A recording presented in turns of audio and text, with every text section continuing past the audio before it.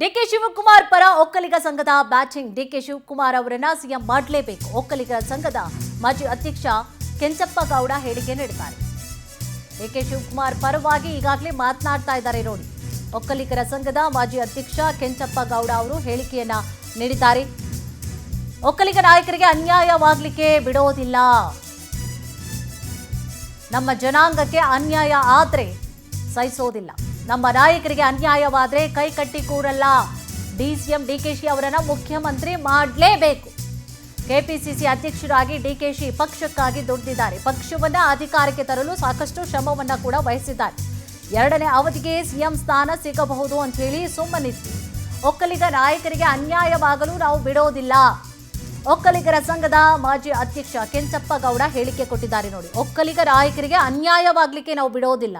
ನಮ್ಮ ಜನಾಂಗಕ್ಕೆ ಅನ್ಯಾಯ ಆದ್ರೆ ಸಹಿಸೋದಿಲ್ಲ ಅಂತ ರಿಯಾಕ್ಟ್ ಮಾಡಿದ್ದಾರೆ. ಅವರಿಗೆ ಅವಕಾಶಗಳು ತಪ್ಪಿ ಕಾಂಗ್ರೆಸ್ ಪಕ್ಷದಲ್ಲಿ ಇವತ್ತು ಡಿಕೆ ಶಿವಕುಮಾರ್ ಅವರು ಎಲ್ಲೋ ಮಾತಾಡ್ತಾ ನನಗೆ ಪೆನ್ನು ಪೇಪರ್ ಕೊಡಿ, ನಾನು ಮಾಡಿ ತೋರಿಸ್ತೀನಿ ಅಂತ ಹೇಳಿದ್ರು. ಆದ್ರೆ ಆ ಒಂದು ಉದ್ದೇಶಕ್ಕಲ್ಲ, ಅವರು ಮುಖ್ಯಮಂತ್ರಿ ಆಗ್ಬೇಕು ಅನ್ನೋ ಒಂದು ಉದ್ದೇಶ ಅಲ್ಲ. ಅವತ್ತು ಅವರು ಎಷ್ಟು ವರ್ಷಗಳಿಂದ ಈ ಒಂದು ಕಾಂಗ್ರೆಸ್ ಪಕ್ಷದಲ್ಲಿ ಕೆಲಸ ಮಾಡಿ ಕಾಂಗ್ರೆಸ್ ಪಕ್ಷವನ್ನ ಅಧಿಕಾರ ತರಬೇಕಾದ್ರೆ ಅವರ ಶ್ರಮ ಎಷ್ಟಿದೆ, ಅವರು ಎಷ್ಟು ಹೋರಾಟ ಮಾಡಿದ್ದಾರೆ, ಇದನ್ನೆಲ್ಲವನ್ನು ಕೂಡ ನೋಡಿ ನಾವು ಅವತ್ತು ಎಲ್ಲ ನಮ್ಮ ಸಮುದಾಯದವರು ಕಾಂಗ್ರೆಸ್ ಪಕ್ಷಕ್ಕೆ ಇವತ್ತು ಓಟನ್ನ ಮಾಡಿಸಿ ಆ ಕಾಂಗ್ರೆಸ್ ಪಕ್ಷ ಇವತ್ತು ಅಧಿಕಾರಕ್ಕೆ ಬರಬೇಕಾದ್ರೆ ನಮ್ಮ ಸಮುದಾಯ ಮೊದಲನೇ ಸ್ಥಾನದಲ್ಲಿದೆ. ಅವತ್ತು ಯಾಕೆ ಅಂದ್ರೆ ಒಬ್ರು ನಮ್ಮ ಸಮುದಾಯದವರು ಈ ತರ ಕೇಳ್ಕೊಂತ ಇದ್ದಾರೆ. 40-50 ವರ್ಷದಿಂದ ಅವರು ಪಾಪ ಇಷ್ಟು ಕಷ್ಟಪಟ್ಟು ಇಷ್ಟೆಲ್ಲ ಹೋರಾಟ ಮಾಡಿದವರು, ಅವರಿಗೆ ಅವಕಾಶಗಳು ತಪ್ಪಿದವೆ, ಅವರಿಗೆ ಸಿಗಲಿ ಅನ್ನೋ ಒಂದು ದೃಷ್ಟಿಯಿಂದ ನಮ್ಮ ಎಲ್ಲ ಸಮುದಾಯದವರು ನಾವು ಇವತ್ತು ಒಟ್ಟಿಗೆ ಸೇರಿ ಇವತ್ತು ಕಾಂಗ್ರೆಸ್ ಪಕ್ಷ ಬಂತು. ನೆಕ್ಸ್ಟ್ ಏನು ಅವಕಾಶ ಬಂದಾಗ ನಾವು ಕೊಡ್ತೀರಿ ಅಂತೇಳಿ ಇವತ್ತು ಹೈಕಮಾಂಡ್ ರಾಹುಲ್ ಗಾಂಧಿ ಅವರು, ಸೋನಿಯಾ ಗಾಂಧಿ ಅವರು, ಖರ್ಗೆ ಅವರು ಇವರೆಲ್ಲರೂ ಕೂಡ ಅವತ್ತು ಮಾತುಕತೆ ಮಾಡದಂತೆ ನಮ್ಮ ಡಿಕೆ ಶಿವಕುಮಾರ್ ಅವರೇ ಈಗ ಬಂದಿದೆ. ಅವರಿಗೆ ಅವಕಾಶ ತಪ್ಪಬಾರ್ದು. ಯಾಕೆಂದ್ರೆ ಬಹಳ ಕಷ್ಟಪಟ್ಟು ಕೆಲಸ ಮಾಡಿ ಈ ಪಕ್ಷವನ್ನ ಅಧಿಕಾರಕ್ಕೆ ತಂದಿರ್ತಕ್ಕಂಥ ಯಾರಾದ್ರೂ ಇದ್ದಾರೆ ಅಂದ್ರೆ ಅವರೇ ಮುಂಚೂಣಿಯಲ್ಲಿ ಇದ್ದಾರೆ ಅಂತೇಳಿ ಈ ಒಂದು ಸಂದರ್ಭದಲ್ಲಿ ಹೇಳ್ತಾ, ಕಾಂಗ್ರೆಸ್ ಪಕ್ಷದಲ್ಲಿ ಇವತ್ತು ಡಿಕೆ ಶಿವ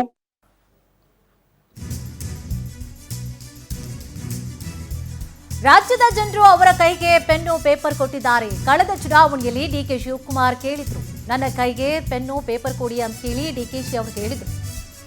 ಬಹಳಷ್ಟು ಸೀಟ್ಗಳನ್ನ ಪಡೆಯುವಂತಹ ಮೂಲಕವಾಗಿ ಕಾಂಗ್ರೆಸ್ ಅಧಿಕಾರಕ್ಕೆ ಬಂದಿದ್ದಾರೆ. ನಿದ್ದೆ ಊಟ ಬಿಟ್ಟು ಪಕ್ಷವನ್ನ ಅಧಿಕಾರಕ್ಕೆ ತಂದಿದ್ದಾರೆ.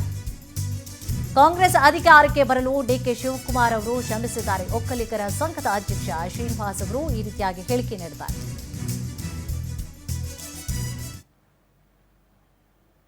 ಆದ್ರೆ ನಮ್ಮ ಕಾಂಗ್ರೆಸ್ ಪಕ್ಷದಲ್ಲಿ ಇವತ್ತು ಡಿಕೆ ಶಿವಕುಮಾರ್ ಅವರು ಎಲ್ಲೋ ಮಾತಾಡ್ತಾ ನನಗೆ ಪೆನ್ನು ಪೇಪರ್ ಕೊಡಿ, ನಾನು ಮಾಡಿ ತೋರಿಸ್ತೀನಿ ಅಂತ ಹೇಳಿದ್ರು. ಆದ್ರೆ ಆ ಒಂದು ಉದ್ದೇಶಕ್ಕಲ್ಲ, ಅವರು ಮುಖ್ಯಮಂತ್ರಿ ಆಗ್ಬೇಕು ಅನ್ನೋ ಒಂದು ಉದ್ದೇಶ ಅಲ್ಲ. ಅವತ್ತು ಅವರು ಎಷ್ಟು ವರ್ಷಗಳಿಂದ ಈ ಒಂದು ಕಾಂಗ್ರೆಸ್ ಪಕ್ಷದಲ್ಲಿ ಕೆಲಸ ಮಾಡಿ ಕಾಂಗ್ರೆಸ್ ಪಕ್ಷವನ್ನ ಅಧಿಕಾರ ತರಬೇಕಾದ್ರೆ ಅವರ ಶ್ರಮ ಎಷ್ಟಿದೆ, ಅವರು ಎಷ್ಟು ಹೋರಾಟ ಮಾಡಿದ್ದಾರೆ, ಇದನ್ನೆಲ್ಲವನ್ನು ಕೂಡ ನೋಡಿ ನಾವು ಅವತ್ತು ಎಲ್ಲ ನಮ್ಮ ಸಮುದಾಯದವರು ಕಾಂಗ್ರೆಸ್ ಪಕ್ಷಕ್ಕೆ ಇವತ್ತು ಓಟನ್ನ ಮಾಡಿಸಿ ಆ ಕಾಂಗ್ರೆಸ್ ಪಕ್ಷ ಇವತ್ತು ಅಧಿಕಾರಕ್ಕೆ ಬರಬೇಕಾದ್ರೆ ನಮ್ಮ ಸಮುದಾಯ ಮೊದಲನೇ ಸ್ಥಾನದಲ್ಲಿದೆ. ಅವತ್ತು ಯಾಕೆ ಅಂದ್ರೆ ಒಬ್ರು ನಮ್ಮ ಸಮುದಾಯದವರು ಈ ತರ ಕೇಳ್ಕೊಂತ ಇದ್ದಾರೆ. 40-50 ವರ್ಷದಿಂದ ಅವರು ಪಾಪ ಇಷ್ಟು ಕಷ್ಟಪಟ್ಟು ಇಷ್ಟೆಲ್ಲ ಹೋರಾಟ ಮಾಡಿದವರು, ಅವರಿಗೆ ಅವಕಾಶಗಳು ತಪ್ಪಿದವೆ, ಅವರಿಗೆ ಸಿಗಲಿ ಅನ್ನೋ ಒಂದು ದೃಷ್ಟಿಯಿಂದ ನಮ್ಮ ಎಲ್ಲ ಸಮುದಾಯದವರು ನಾವು ಇವತ್ತು ಒಟ್ಟಿಗೆ ಸೇರಿ ಇವತ್ತು ಕಾಂಗ್ರೆಸ್ ಪಕ್ಷ ಬಂತು. ನೆಕ್ಸ್ಟ್ ಏನು ಅವಕಾಶ ಬಂದಾಗ ನಾವು ಕೊಡ್ತೀರಿ ಅಂತೇಳಿ ಇವತ್ತು ಹೈಕಮಾಂಡ್ ರಾಹುಲ್ ಗಾಂಧಿ ಅವರು, ಸೋನಿಯಾ ಗಾಂಧಿ ಅವರು, ಖರ್ಗೆ ಅವರು ಇವರೆಲ್ಲರೂ ಕೂಡ ಅವತ್ತು ಮಾತುಕತೆ ಮಾಡದಂತೆ ನಮ್ಮ ಡಿಕೆ ಶಿವಕುಮಾರ್ ಅವರೇ ಈಗ ಬಂದಿದೆ. ಅವರಿಗೆ ಅವಕಾಶ ತಪ್ಪಬಾರ್ದು. ಇದೇ ವಿಚಾರಕ್ಕೆ ಸಂಬಂಧಪಟ್ಟ ಹಾಗೆ ಹೆಚ್ಚಿನ ಮಾಹಿತಿಯನ್ನ ಕೂಡ ನೀಡ್ತಾ ಹೋಗ್ತಾರೆ ನಮ್ಮ ಪೊಲಿಟಿಕಲ್ ಬ್ಯೂರೋ ಹೆಡ್ ಆಗಿರುವಂತಹ ರಾಘವೇಂದ್ರ. ಎಸ್ ರಾಘವೇಂದ್ರ, ಈಗ ನಾಯಕತ್ವ ಬದಲಾವಣೆ ವಿಚಾರಕ್ಕೆ ಸಂಬಂಧಪಟ್ಟ ಹಾಗೆ ರಾಜಕೀಯ ನಾಯಕರು ಮಾತನಾಡಿದರೆ ಒಂದು ರೀತಿಯಾಗಿ ಪರವಾಗಿಲ್ಲ, ಟಾಂಟನ್ನು ಕೊಡ್ತಾ ಇದ್ದಾರೆ. ಬಟ್ ಈಗ ಮಠಾಧೀಶರು ಕೂಡ ಮಾತನಾಡ್ತಾ ಇದ್ದಾರೆ. ಜೊತೆಗೆ ಈಗಾಗಲೇ ಜಾತಿಗಳ ಸಂಘದ ಅಧ್ಯಕ್ಷರುಗಳು ಕೂಡ ಮಾತನಾಡ್ತಾ ಇದ್ದಾರೆ. ಎಲ್ಲೋ ಒಂದು ಕಡೆ ಸಮಾಜದ ಮೇಲೂ ಕೂಡ ಪ್ರಭಾವವನ್ನು ಬೀರ್ಬೋದು. ನಾಳೆ ಧರ್ಮದವರು ಕೂಡ ಮಾತನಾಡ್ತಾರೆ. ಈಗ ಜಮೀರ್ ಅವ್ರನ್ನ ಮಾಡಿ, ಜಾರ್ಜ್ ಅವ್ರನ್ನ ಮಾಡಿ, ಈ ರೀತಿಯಾಗಿಯೂ ಕೂಡ ಪ್ರಶ್ನೆಗಳು ಏಳುವಂತಹ ಸಾಧ್ಯತೆಗಳು ಕೂಡ ಇರಬಹುದು. ಇನ್ನು ಈ ಸಂಬಂಧವಾಗಿ ಈಗಾಗಲೇ ಒಕ್ಕಲಿಗ ಸಂಘದ ಅಧ್ಯಕ್ಷರು ಏನು ಮಾತನಾಡಿದ್ದಾರೆ, ಓವರಾಲ್ ಮಾಹಿತಿ ಏನಿದೆ? ಕುಸುಮ, ಪ್ರಮುಖವಾಗಿ ಯಾವುದೇ ಒಂದು ನಾಯಕತ್ವದ ವಿಚಾರ ಬಂದಂತಹ ಸಂದರ್ಭದಲ್ಲಿ ಆ ಸಮುದಾಯದ ಜನರು ಅಥವಾ ನಾಯಕರು ಆ ಸಮುದಾಯದ ನಾಯಕನ ಪರವಾಗಿ ಬ್ಯಾಟಿಂಗ್ ಮಾಡ್ತಕ್ಕಂಥದ್ದು ಸರ್ವೇ ಸಾಮಾನ್ಯ. ಅದೇ ರೀತಿ ಈಗ ಸಿದ್ದರಾಮಯ್ಯ ಮತ್ತು ಡಿ ಕೆ ಶಿವಕುಮಾರ್ ಅವರ ಇಬ್ಬರು ಪರ ತಮ್ಮದೇ ಸಮುದಾಯದ ನಾಯಕರು ಸಹ ಇದೀಗ ಮಾತನಾಡ್ತಾ ಇರ್ತಕ್ಕಂಥದ್ದು. ಇಲ್ಲಿ ಪ್ರಮುಖವಾಗಿ ಒಕ್ಕಲಿಗ ಸಮುದಾಯದ ನಾಯಕರು ಇವತ್ತು ಒಂದು ಸಭೆಯನ್ನು ಸಹ ಮಾಡಿ ಸುದ್ದಿಗೋಷ್ಠಿಯನ್ನು ಸಹ ನಡೆಸ್ತಾರೆ. ಡಿ ಕೆ ಶಿವಕುಮಾರ್ ಅವರನ್ನು CM ಮಾಡಲೇಬೇಕು ಅಂತ ಹೇಳ್ಬಿಟ್ಟು ಒಕ್ಕಲಿಗ ಸಮುದಾಯದ ನಾಯಕರು ಒತ್ತಡವನ್ನು ಹಾಕ್ತಾ ಇರ್ತಕ್ಕಂಥದ್ದು, ಒತ್ತಾಯವನ್ನು ಮಾಡ್ತಾ ಇರ್ತಕ್ಕಂಥದ್ದು. ಯಾಕಂದರೆ 136 ಜನರ ಏನು ಸೀಟ್ಗಳೇನು ಬಂತು ಕಾಂಗ್ರೆಸ್ಗೆ, ಅದರಲ್ಲಿ ಬಹುತೇಕ ಶ್ರಮ ಡಿ ಕೆ ಶಿವಕುಮಾರ್ ಅವರಿದೆ. ಆ ಒಂದು 136 ಸೀಟ್ಗಳನ್ನು ತೆಗೆದುಕೊಳ್ಳೋದಕ್ಕೆ ಡಿ ಕೆ ಶಿವಕುಮಾರ್ ಅವರು ಪಡಬಾರ್ದ ಕಷ್ಟವನ್ನು ಪಟ್ಟಿದ್ದಾರೆ. ಕಾಂಗ್ರೆಸ್ಗೆ ಎಲ್ಲವನ್ನು ಸಹ ತ್ಯಾಗ ಮಾಡಿದ್ದಾರೆ. ಹೀಗಾಗಿ ಒಕ್ಕಲಿಗ ಸಮುದಾಯಕ್ಕೆ ಈ ಬಾರಿ ನೀವು CM ಸ್ಥಾನವನ್ನು ಮೊದಲೇ ಕೊಡಬೇಕಾಯಿತು. ಆದರೆ ಮಾತಿನಂತೆ ಕೆಲವೊಂದಿಷ್ಟು ಒಪ್ಪಂದಗಳಾಗ್ತದೆ. ಒಪ್ಪಂದಗಳಾದ ಮೇಲೆ ಸಿದ್ದರಾಮಯ್ಯನವರು ಆಗ CM ಆಗ್ತಾರೆ. ಯಾಕಂದರೆ ಆಗ KPCC ಅಧ್ಯಕ್ಷರಾಗಿರ್ತಕ್ಕಂಥವ್ರು ಡಿ ಕೆ ಶಿವಕುಮಾರ್ ಅವರು. ಒಂದು ಪದ್ಧತಿಯ ಪ್ರಕಾರ ಡಿ ಕೆ ಶಿವಕುಮಾರ್ ಅವರು CM ಆಗಬೇಕಾಯಿತು.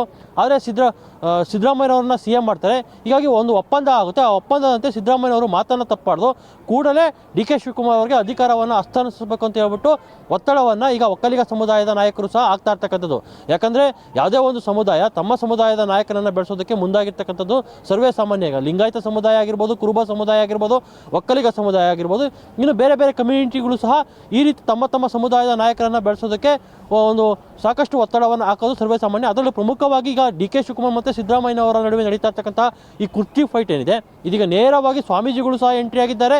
ಜೊತೆಗೆ ಸಮುದಾಯದ ನಾಯಕರು, ಜನರು ಸಹ ಎಂಟ್ರಿ ಆಗಿರ್ತಕ್ಕಂಥದ್ದು. ಇಲ್ಲಿ ನಿನ್ನೆ ಸ್ವಾಮೀಜಿಗಳು ಸಹ ಎರಡು ಸಮುದಾಯದ ಸ್ವಾಮೀಜಿ, ಒಂದು ಕುರುಬ ಸಮುದಾಯ ಮತ್ತು ಒಕ್ಕಲಿಗ ಸಮುದಾಯದ ಸ್ವಾಮೀಜಿಗಳು ಸಹ ತಮ್ಮ ಸಮುದಾಯದ ನಾಯಕರನ್ನು CM ಮಾಡಬೇಕು, ಅವ್ರು ಶ್ರಮ ಹಾಕಿದ್ದಾರೆ ಅನ್ನೋ ನಿಟ್ಟಿನಲ್ಲಿ ಸಹ ಮಾತುಕತೆಯನ್ನು ಮಾಡಿರ್ತಕ್ಕಂಥದ್ದು.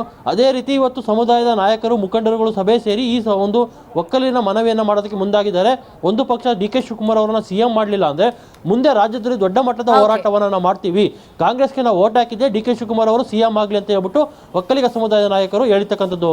ಓಕೆ, ಥ್ಯಾಂಕ್ ಯು ತಮ್ಮೆಲ್ಲ ಡೀಟೇಲ್ಸ್ಗಾಗಿ.